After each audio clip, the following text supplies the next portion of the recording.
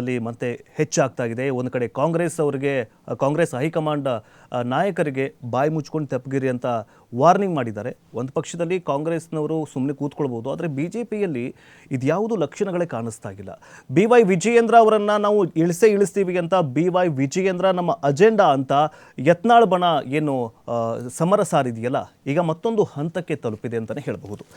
ಏನಂತಂದರೆ BY ವಿಜಯೇಂದ್ರ ಹೇಳಿಕೆಯಂತೆ 20ಕ್ಕೆ ಎಲ್ಲವೂ ಸಿಗತ್ತೆ ಅಂತ ಹೇಳಿದ್ರಲ್ಲ, ಆ ಪ್ರಶ್ನೆಗೆ ಉತ್ತರ ಇನ್ನು ಮುಂದೆ ಈಗ ಸಿಗುವ ಸಾಧ್ಯತೆ ಇಲ್ಲ ಅಂತ ಹೇಳಿದ್ದಾರೆ.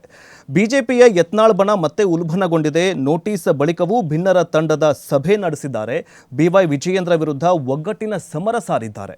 ಎಷ್ಟೇ ನೋಟಿಸ್ ಕೊಟ್ಟರೂ ಕೂಡ, ಎಷ್ಟೇ ಏನೇ ಹೇಳಿದ್ರೂ ಕೂಡ BY ವಿಜಯೇಂದ್ರ ವಿರುದ್ಧದ ಸಮರ ಎಲ್ಲೂ ಕೂಡ ನಿಲ್ಲೋ ಲಕ್ಷಣಗಳು ಕಾಣಿಸ್ತಾ ಇಲ್ಲ ಅಂತಲೇ ಹೇಳಬಹುದು.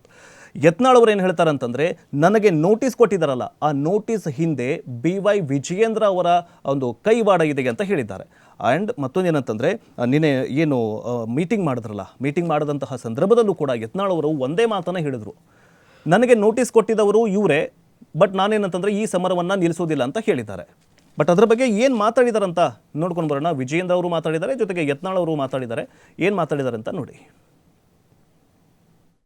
ಕೆಲಸ ಬಿಟ್ಟು ಪಕ್ಷ ಕಟ್ಟೋದು ಕೆಲಸ ಇವೆಲ್ಲ ಸಾರ್ವಜನಿಕ ಏನದು ಸಾಮಾಜಿಕ ಜಾಲತಾಣ ಬೇಕಾಬಿಟ್ಟಿಯಾಗಿ ಮಾತಾಡ್ತೀವಿ.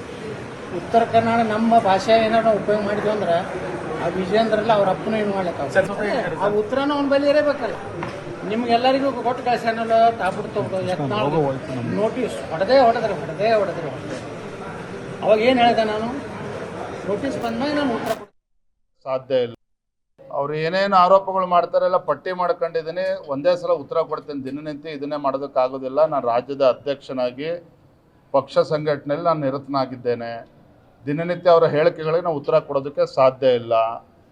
ಆಯಿತಾ? ಅದ್ರ ಏನು ಉತ್ತರ ಕೊಡಬೇಕು ಸಂದರ್ಭ ಬಂದು ನಾನು ಕೊಡ್ತೇನೆ. ಅವರೇನೇ ನನ್ನ ಬಗ್ಗೆ ಪ್ರಶ್ನೆ ಕೇಳಿದ್ರೆ ಉತ್ತರ ಕೊಡ್ತೇನೆ. ಯಾವ ಸಂದರ್ಭದಲ್ಲಿ ಉತ್ತರ ಕೊಡ್ಬೇಕು ನಾನು ಕೊಡ್ತೇನೆ.